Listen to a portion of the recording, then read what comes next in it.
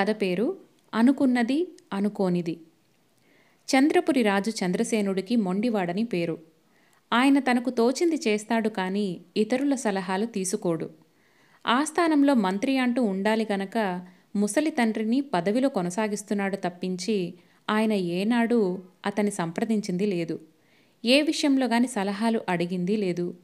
ఇలా ఉండగా రాజ్యంలో అధిక శాతం ప్రజలు సుఖంగానూ సంతృప్తిగానూ లేరన్న సమాచారం చారుల ద్వారా చంద్రసేనుడికి తెలిసింది. ఆ విషయమై ఆయన మంత్రితో గాని మరెవరితో గాని చర్చించలేదు. ప్రజల అసంతృప్తికి కారణం స్వయంగా తెలుసుకోవాలని ఆయన ఒకరోజు రాత్రి మారువేషంలో నగర పర్యటనకు బయలుదేరాడు. ఆయన ఒక ఇరుకు వీధి గుండా పోతూ ఒక పెంకుటింటిలో నుంచి భార్యాభర్తల సంభాషణ వినిపించి కిటికీ పక్కన దాగి విన్నాడు. భార్య భర్తతో, 3 మాసాలుగా చూస్తున్నాను. మీరు ఎప్పుడూ విచారంగా కనిపిస్తున్నారు. కారణం ఏమిటి అని అడుగుతోంది. భార్య మాటలకు భర్త, ఏం చెప్పమంటావు, అనుకున్నది ఒకటి జరగడం లేదు అంటున్నాడు. ఆ జవాబుతో ప్రజలు ఎందుకు సుఖంగా లేరో అర్థమైపోయినట్టు తోచింది చంద్రసేనుడికి. వాళ్ళు అనుకున్నవి జరగడం లేదు. అంతఃపురానికి తిరిగి వచ్చిన చంద్రసేనుడు ఆ రాత్రంతా యోచించి మర్నాడు కొందరిని ఏమనుకుంటున్నారో అడిగి ఆ విధంగా చేసి వాళ్ళు ఆనందపడుతున్నారో లేదో గమనించాలని నిశ్చయించుకున్నాడు. మర్నాడు ఉదయం చంద్రసేనుడు స్నానం ముగించి వచ్చేసరికి సేవకుడు వెండి లోటాలో పాలు తెచ్చి ఆయనకు అందించాడు. అయితే ఇచ్చే ముందు వాడు సరిగ్గా చూసుకున్నట్టు లేదు. పాలు విరిగి ఉన్నాయి. ఆలస్యంగా విషయం గ్రహించిన సేవకుడు హడలిపోయాడు. చంద్రసేనుడు వాడి ముఖంలోకి సూటిగా చూస్తూ, ఇప్పుడు నువ్వు మనసులో ఏమనుకుంటున్నావో చెప్పు, నిజమే చెప్పాలి సుమా అన్నాడు. దానికి సేవకుడు, వేడి పాలు మొహాన కొడతారేమో అని అనుకుంటున్నాను మహారాజా అన్నాడు. వాడనుకున్నది చేశాడు చంద్రసేనుడు. సేవకుడు రోదిస్తూ వెళ్ళిపోయాడు. ఆ రోజు సభలో ఒక చిల్లర దొంగను ప్రవేశపెట్టారు. అతడి నేరం రుజువైంది. చంద్రసేనుడు అతడికి శిక్ష వేయకుండా ఆనందపరచాలని అనుకుంటూ, ఇప్పుడు నేనేం చేస్తానని భావిస్తున్నావు, నిజం దాచకుండా చెప్పు అన్నాడు. కొరడా దెబ్బల శిక్ష వేస్తారేమో అని భయంగా ఉంది మహారాజా అన్నాడు దొంగ. అతడికి కొరడా దెబ్బల శిక్ష విధించాడు చంద్రసేనుడు. ఆ రాత్రి మహారాణి చంద్రసేనుడికి తాంబూలమిస్తూ, ఒకసారి పుట్టింటికి వెళ్ళి మా అమ్మా నాన్నలను చూసి వస్తాను, అనుమతిస్తారు కదూ అని అడిగింది. చంద్రసేనుడు తాంబూలం సేవిస్తూ, నా నుంచి ఎలాంటి జవాబు వస్తుందని అనుకుంటున్నావు అని నవ్వుతూ అడిగాడు. దానికి మహారాణి, మా వాళ్ళు 2 మాసాల క్రితమే వచ్చి వెళ్ళారు కాబట్టి ఇప్పుడు వద్దని అంటారని భావిస్తున్నాను అంది. అవును, అదే అంటున్నాను అన్నాడు చంద్రశేఖరుడు. రాణి భారంగా నిట్టూర్చి పడక గదిలోకి వెళ్ళిపోయింది. చంద్రసేనుడు ఇంతవరకు జరిగిన సంఘటనలు అన్నీ మననం చేసుకున్నాడు. అందరూ అనుకున్నది అనుకున్నట్టుగా జరిగేలా చూశాడు. అయితే ఎవరూ ఆనందించినట్టు లేదు.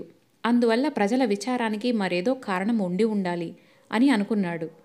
ఆ రాత్రి మళ్లీ మారువేషంలో నగర సంచారానికి బయలుదేరాడు చంద్రసేనుడు. ఈసారి ఒక భవనం ఆరుబయట పచ్చికల కుర్చీలు వేసుకొని కబుర్లు చెప్పుకుంటున్న భార్యాభర్తల మాటలు దాపులు ఉన్న చెట్ల చాటున నిలబడి విన్నాడు రాజు. భార్య అంటోన్నది, ఈ మధ్య మీలో మునుపటి ఉత్సాహం కనిపించడం లేదు. ఏదో పోగొట్టుకున్నట్టుగా విచారంగా ఉంటున్నారు. కారణం ఏమిటి అని అడుగుతోన్నది. దానికి భర్త, ఈ మధ్య బతుకు గానుగ ఎద్దు చందంగా తయారైంది. ఏ మార్పు లేదు. అనుకోనిదేదో జరిగితేనే కదా ఆనందం అన్నాడు. అనుకోనిది జరిగితే ప్రజల విచారం తొలగగలదని అర్థం చేసుకున్నాడు చంద్రసేనుడు. మర్నాడు ఎదుటివారి మనసులో ఏమున్నదో అడిగి తెలుసుకొని అందుకు వ్యతిరేకంగా చేసి వాళ్లను ఆనందపరచాలని నిశ్చయించుకున్నాడు. మర్నాడు సభకు వెళ్లే సమయంలో సేవకుడు అందించిన దుస్తులకు భుజం పక్కన చిరుగున్నది. ధరించాకే ఆ చిరుగు కనపడింది. సేవకుడు అదిరిపడి, క్షమించండి మహారాజా, వేరే దుస్తులు తెస్తాను అన్నాడు. దానికి చంద్రసేనుడు, ఇప్పుడు నేనేం చేస్తానని నువ్వనుకుంటున్నావు అని అడిగాడు. సేవకుడు, నన్ను శిక్షిస్తారు. ఈ చిరుగుల దుస్తులతో సభకు మాత్రం వెళ్లరు అన్నాడు.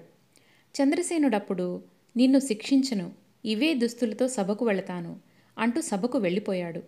సభా కార్యక్రమం జరుగుతూ ఉండగా కునికిపాట్లు పడుతున్నాడు మంత్రి.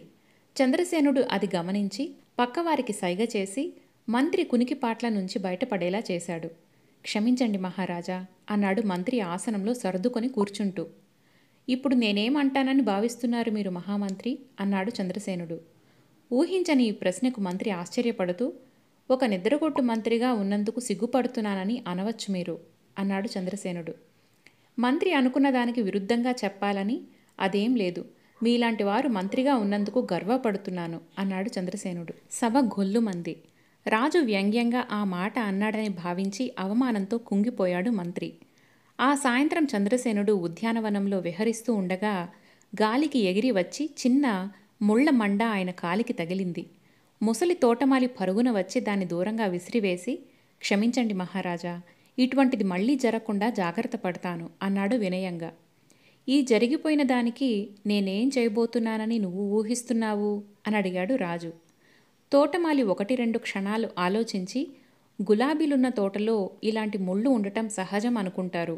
ముసలివాణ్ణి కాబట్టి ఉద్యానవనంలో సరిగ్గా పనిచేయలేకపోతున్నానని భావించి ఉద్యోగంలోంచి మాత్రం తీసివేయరు అన్నాడు. లేదు, ఆ పనే చేయబోతున్నాను. నీ స్థానంలో యువకుడొకణ్ణి తోటమాలిగా నియమిస్తాను అంటూ చంద్రసేనుడు తోటమాలి కన్నీళ్లు పట్టించుకోకుండా భవనంకేసి నడిచాడు. ఆ రాత్రి రాణి మరొకసారి భర్త వద్ద తన పుట్టింటి ప్రయాణపు ప్రస్తావన తెచ్చింది. మా అమ్మకు ఆరోగ్యం బాగాలేనట్టు రాత్రి కల వచ్చింది.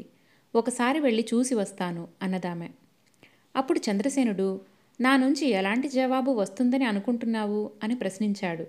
రాణి నవ్వి, పదే పదే అడుగుతున్నానని వెళ్ళమనే అంటారు అంది. అదేం లేదు, నువ్వు పుట్టింటికి వెళ్ళబోవడం లేదు అన్నాడు చంద్రసేనుడు. రాణి పెద్దగా నిట్టూర్చి విచారంగా శయ్యామందిరం కేసి నడిచింది. ఆమె విచారపడటం చూశాక చంద్రసేనుడు ఆలోచనలో పడ్డాడు. అనుకోనివి జరిగినా ఎవరు సంతోషపడినట్టు లేదు. మరి ఏం చేస్తే ప్రజలకు సుఖ సంతోషాలు లభ్యమవుతాయి? ఈ ప్రశ్నకు జవాబు దొరకక ఆ రాత్రంతా ఆయనకు నిద్ర పట్టలేదు. అర్ధరాత్రి గడిచినా ఇంకా శయ్యామందిరంలో పచార్లు చేస్తున్న భర్తను చూసి రాణి, నిద్ర పట్టడం లేదా? ఏం ఆలోచిస్తున్నారు అని ప్రశ్నించింది. మొదటిసారిగా తన ఆలోచనల గురించి భార్యకు తెలియజేశాడు చంద్రసేనుడు. ఆయన జరిగినదంతా ఆమెకు చెప్పి, అనుకున్నవి జరిగిన వాళ్ళు ఆనందపడలేదు, అనుకోనాటివి జరిగినా సంతోషపడలేదు. ఇక ఈ ప్రజల విచారం ఏం చేస్తే తొలుగుతుందో అర్థం కావడం లేదు అన్నాడు. రాణి తేలిగ్గా నవ్వేస్తూ, ఎవరైనా మనసులో అనుకున్నవి, అనుకోనాటివి కూడా అవసరమైనవి, ఆనందాన్నిచ్చేవి కాకపోవచ్చు. రాజు ప్రజలకు తండ్రి లాంటివాడు. ప్రజలకు కనీస అవసరాలు తిండి, బట్ట, నివాసం. అవి అందరికీ సమకూర్చినప్పుడు చేతినిండా పని, మనసు నిండా ఆనందం. మీరా పని చేయగలిగిన నాడు ప్రజల్లో విచారగ్రస్తులంటూ ఎవరూ ఉండరు అంది. దానితో చంద్రసేనుడికి తానింతకాలంగా పరిపాలనా విషయాల్లో చేస్తున్న తప్పిదమేమిటో తెలిసి వచ్చింది. తెల్లవారగానే ఆయన మంత్రిని, ఇతర ముఖ్య ఉద్యోగులను సమావేశపరిచి వాళ్లతో సంప్రదించి ప్రజలందరికీ కనీస అవసరాలు సమకూర్చగల ప్రణాళికలను తయారు చేయించాడు. ఆ తర్వాత ఏనాడు ప్రజలు సుఖంగా లేరన్న సమాచారం చారులు తీసుకురాలేదు. రాజ్యంలో మంత్రి పదవి కేవలం అలంకారప్రాయమన్న అపవాదు పోయింది. మరొక మంచి కథతో మళ్ళీ కలుద్దాం. నమస్తే.